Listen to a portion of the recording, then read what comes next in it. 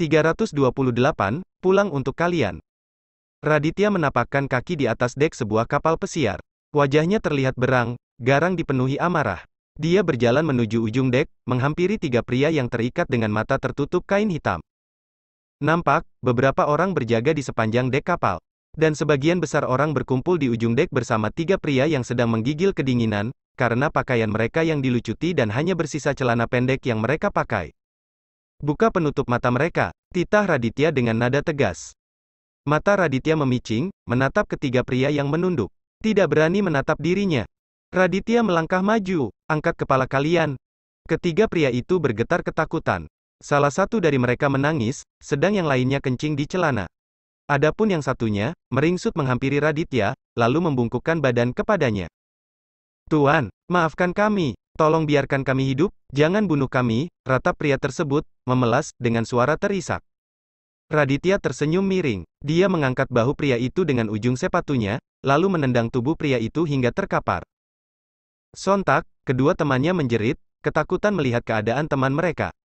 Raditya menghampiri pria yang terkapar, lalu menginjak bahunya dengan sepatu hitamnya. Dia membungkuk, memperhatikan wajah ketakutan dari pria yang diinjaknya. Kamu pikir aku akan melepaskan kalian begitu saja? Pria itu menggeleng. Saya mohon tuan, kami hanya berniat membantu teman. Kami tidak bermaksud buruk pada. Bak. Sebuah tendangan melayang, bersarang di tubuh pria itu. Dia pun meringis kesakitan. Tidak bermaksud merugikan, apa kamu bercanda? Raditya tersenyum mencemooh. Matanya menatap tajam ketiga pria di hadapannya. Tindakan kalian yang sudah memfoto istriku diam-diam, lalu menjual fotonya pada pria tidak bertanggung jawab sudah sangat merugikanku, tutur Raditya dengan wajah yang bertambah garang. Saat ini, Raditya tengah menghakimi tiga pria yang merupakan teman dari pria yang pernah Raditya pukul beberapa hari lalu. Pagi tadi, Nurman menangkap para pria itu setelah semalam berhasil menggagalkan penyerangan dari beberapa preman lokal suruhan mereka. Dan lagi, kalian juga sudah mengirim para pria bodoh untuk mencelakaiku. Perbuatan kalian tidak bisa dimaafkan. Suara Raditya mendesis, menahan amarah yang sudah bergolak dalam dirinya. Tuan, kami bersumpah tidak akan mengulangi kesalahan kami. Tolong beri kami kesempatan. Biarkan kami hidup. Rengek salah satu dari ketiga pria itu. Kami akan melakukan apapun untuk Anda, tapi kami mohon, lepaskan kami, sahut yang lainnya.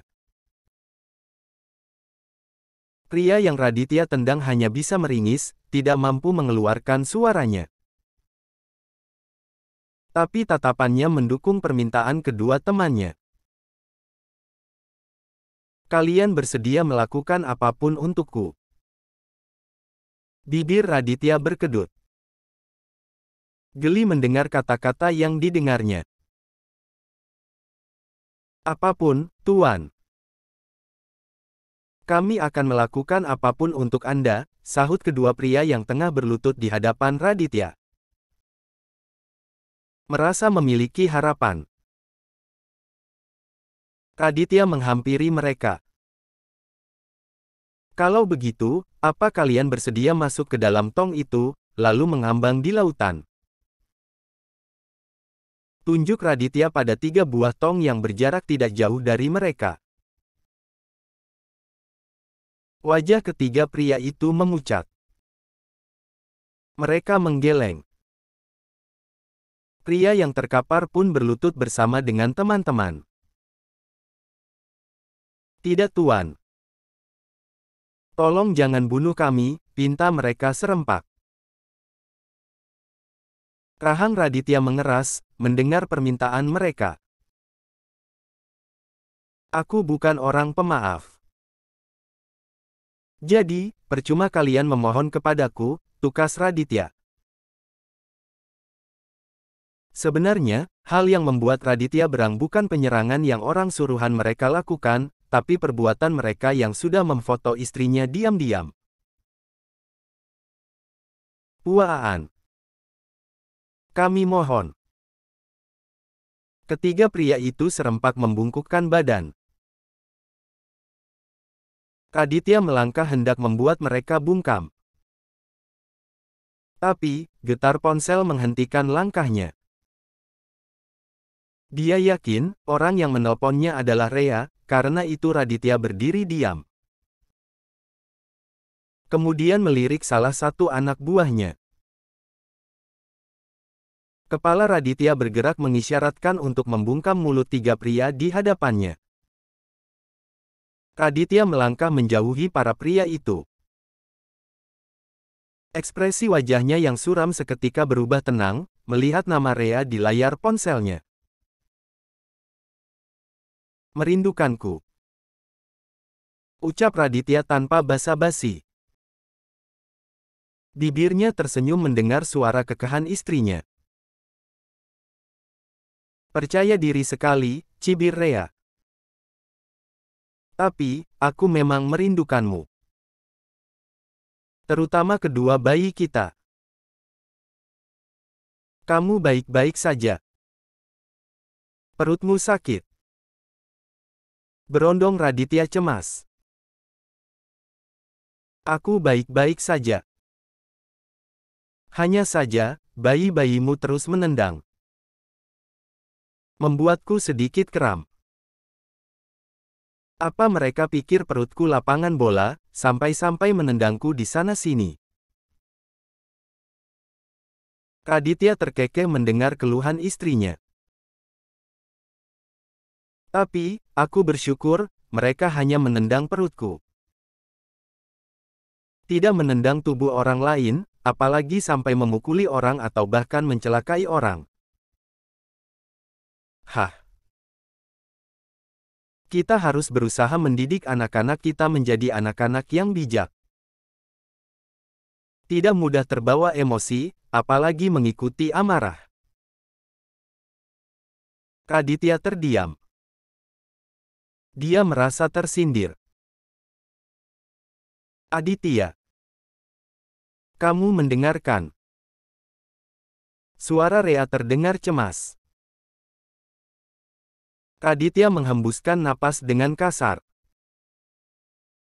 Amarahnya meluap setelah mendengar ocehan istrinya. Aku di sini. Mendengarkanmu. Segeralah pulang jika urusanmu sudah selesai. Aku memasak ayam rica-rica kesukaanmu. Raditya tersenyum tipis. Baiklah. Aku akan segera pulang. Panggilan terputus. Sejenak, Raditya menatap layar ponsel yang menampakkan foto Rea dan dirinya. Apa dia punya indera keenam? Bagaimana dia tahu apa yang akan aku lakukan?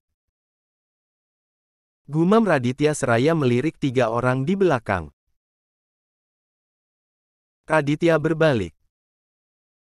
Menghampiri tiga pria yang masih terikat dengan mulut tersumpal kain. Berterima kasihlah pada istriku. Jika dia tidak menelpon. Mungkin kalian sudah mengambang di laut, tutur Raditya. Dia menatap tajam para pria itu. Kali ini, aku akan melepas kalian. Tapi jika kalian membuat masalah lagi denganku, jangan harap aku akan bermurah hati. Ketiga pria itu saling berpandangan. Mereka membungkuk seraya tersenyum senang. Terima kasih, Tuan. Ucap mereka serempak dengan suara yang tidak jelas. Raditya melirik anak buahnya. Antar mereka ke pulau terdekat, lalu pastikan mereka pergi dari kepulauan ini. Baik Tuan. Sahut salah satu anak buahnya. Raditya berbalik. Melangkah menuju helikopter yang menunggunya di bagian tengah dek. Kita pulang. Titahnya pada pilot helikopter. Di penginapan. Rea resah menunggu kepulangan suaminya. Dia takut Raditya akan mencelakai orang seperti yang dikatakan kedua dokter yang merawatnya. Beberapa menit lalu, Rhea mendengar dari Dr. Diandra dan Dr. Farah tentang beberapa preman yang semalam mendatangi mereka dan mencari Raditya. Rhea dan Raditya tidak mengetahui kedatangan para preman itu karena mereka sudah terlelap. Menurut kedua dokter itu, para preman tersebut berhasil ditangkap oleh Nurman. Mereka juga mengatakan kalau Raditya pasti memberikan balasan berat pada mereka. Rhea yang panik segera bertanya pada Nurman. Dia kaget mengetahui Raditya yang ternyata tidak hanya pergi untuk memantau proyek, tapi juga untuk menemui orang-orang yang sudah membayar para preman yang Dr. Diandra dan Dr. Farah ceritakan. Andai Raditya adalah Aditya yang dulu Rhea kenal, Rhea yakin suaminya tidak akan berbuat kejam pada orang-orang yang Nurman tangkap. Tapi, Raditya yang sekarang adalah Raditya CEO Atma Corp yang terkenal dengan sikap dingin, tidak pemaaf dan kejam. Rhea khawatir Raditya kalap dan malah mencelakai orang-orang itu. Aditya. Rhea bangkit dari sofa saat mendengar suara mobil. Aditya. Rhea berlari keluar dari penginapan. Dia memeluk suaminya. Sontak, Raditya kaget. Dia melerai pelukan Rhea. Keningnya mengernyit melihat raut wajah Rhea yang nampak tegang. Kenapa? Perutmu sakit. Rhea menggeleng. Aku merindukanmu, jawab Rhea, lalu kembali memeluk suaminya. Kami merindukanmu. Raditya tersenyum seraya mengelus kepala istrinya. Aku pulang untuk kalian. 329, hamil anak bos. Rhea memindai keadaan suaminya. Diam-diam, dia memperhatikan wajah, tangan dan kaki Raditya. Rhea juga membandingkan keadaan suaminya dengan keadaannya saat pergi keluar tadi pagi. Melihat Raditya pulang tanpa luka ataupun bekas melukai, Rhea bernapas lega. Dia yakin, Raditya tidak melakukan hal yang buruk seperti yang ditakutkannya. Ada apa? Raditya heran melihat istrinya yang malah diam. Tidak mengajaknya masuk ke dalam rumah. Rhea buru-buru menggeleng. Dia merangkul lengan suaminya seraya bergelayut manja. Tidak apa-apa. Ayo masuk. Ajak Rhea. Karena waktu sudah menunjukkan waktu makan siang, Rhea mengajak suaminya pergi ke meja makan. Raditya mengernyit melihat makanan di atas meja. Dia duduk di samping Rhea yang sudah lebih dulu duduk. Kenapa masak sebanyak ini? Anggap saja sebagai rasa terima kasih, jawab Rhea seraya tersenyum lebar. Kening Raditya berkerut. Terima kasih karena sudah mengembalikan ponselku, jelas Rhea. Matanya nampak berbinar. Tidak dapat menahan rasa bahagianya. Raditya mengusap kepala Rhea dengan sayang. Aku pikir keputusanku tepat. Aku senang senyummu kembali, ujar Raditya. Teringat keadaan istrinya selama 2 hari ini yang sering melamun dan pura-pura tersenyum. Senyum Rhea masih bertahan. Dia mengalas nasi untuk Raditya dan dirinya. Setelah itu, mereka melahap makanan sambil mengobrol dan bercanda. Kadang, Raditya menyuapi Rhea yang terus bicara tanpa mengindahkan makanannya. Kenapa makananku masih banyak? Rea heran melihat porsi di piringnya yang masih banyak, tapi perutnya sudah kenyang. Dia menatap Raditya minta tolong. Aku tidak bisa lagi makan. Raditya mengambil piring milik istrinya. Biar aku yang habiskan. Rea menyangga dagu, memperhatikan suaminya yang tengah makan. Senyumnya mengembang. Sejenak, Rea teringat masa lalunya dengan Aditya. Rea yakin, lambat laun sikap suaminya akan kembali seperti dulu. Tidak pemarah dan emosional seperti yang akhir-akhir ini Rea rasakan. Melihat bekas makanan di ujung bibir suaminya, tangan Rea terulur hendak mengusapnya. Namun, Raditya yang kaget menangkap tangannya dan tanpa sadar mencengkeramnya. Rea berjengit. Merasakan sakit akibat remasan tangan Raditya yang sedikit kuat.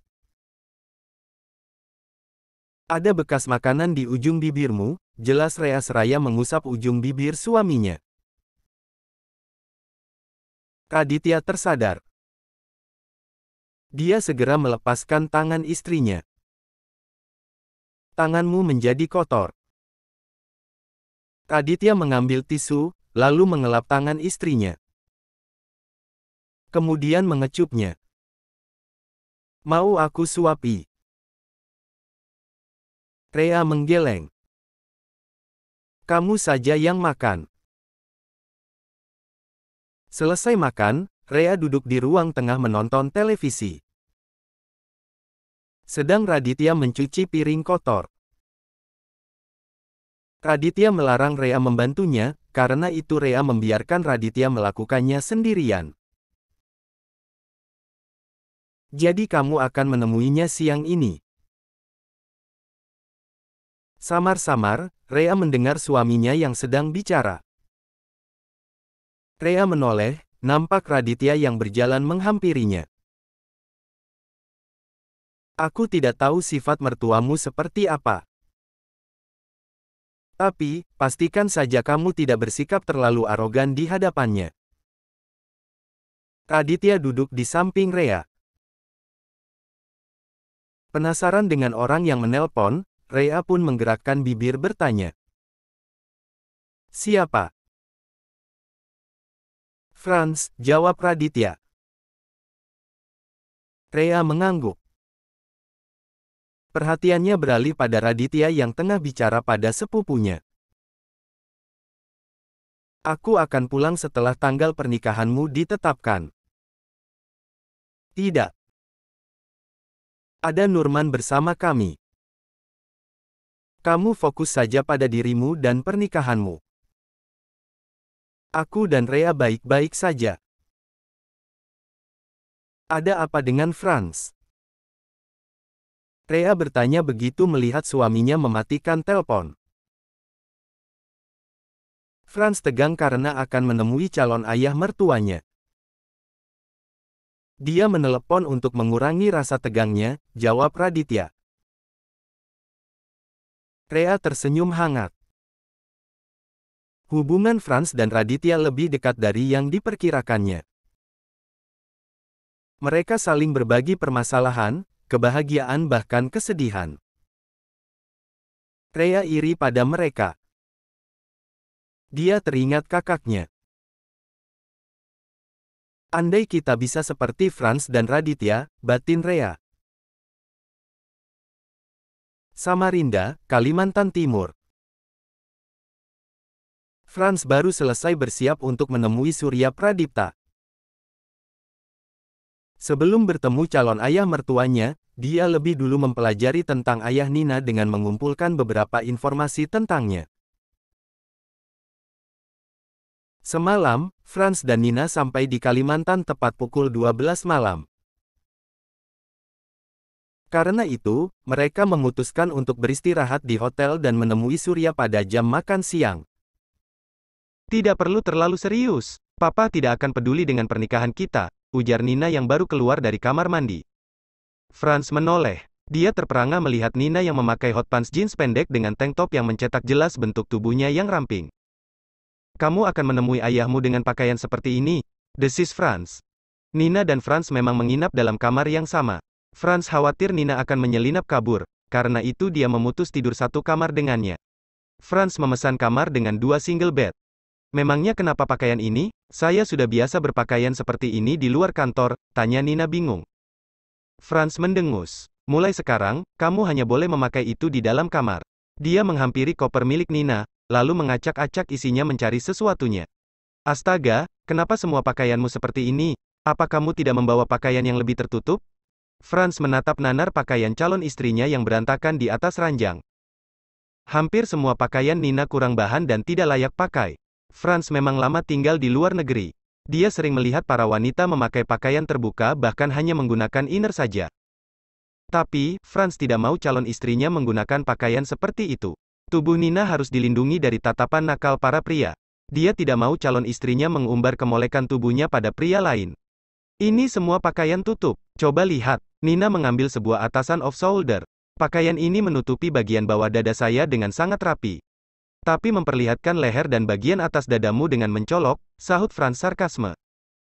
Nina mendengus kesal. Tidak suka Franz mengomentari pakaiannya. Tapi, dia juga tidak berani mendebat. Nina masih ingat Franz adalah bosnya yang galak dan pemarah. Ganti pakaianmu. Franz melempar sebuah jeans panjang lalu membuka koper miliknya. Dia mengeluarkan sebuah kaos berwarna putih. Kaos ini lebih baik untukmu. Tapi itu terlalu besar, tolak Nina enggan. Franz menatap Nina dengan tajam. Pakai atau aku yang akan memakaikannya? Nina buru-buru menyambar kaos di tangan Franz. Dasar pemaksa, cibirnya seraya beranjak menuju kamar mandi dengan langkah terhentak. Pelankan langkahmu, ingat, kamu sedang mengandung. Astaga, dia menyebalkan, gerutu Nina seraya masuk ke kamar mandi, lalu menutup pintunya dengan kasar. 1 jam kemudian, Franz dan Nina sampai di villa milik keluarga Pradipta. Mereka disambut oleh seorang pelayan yang langsung membawa mereka menuju taman belakang. Nampak, seorang pria parubaya berdiri menyambut mereka dengan senyum yang mengembang. Franz meringis melihat calon ayah mertuanya yang berambut klimis dengan beberapa indik yang menghiasi telinganya. Pria itu nampak kaget melihat kedatangan Franz, tapi sedetik kemudian wajahnya sumringah melihat putrinya. Selamat datang putri kesayangan papa. Kenapa pulang tanpa memberitahu? Ujarnya seraya merentangkan tangan hendak memeluk Nina. Namun, Nina lebih dulu menghindar. Tidak perlu berbasa-basi. Aku sudah memberitahu kalau kami akan datang. Aku kesini untuk memberitahu kalau aku hamil anak bosku. Apa? Bersambung.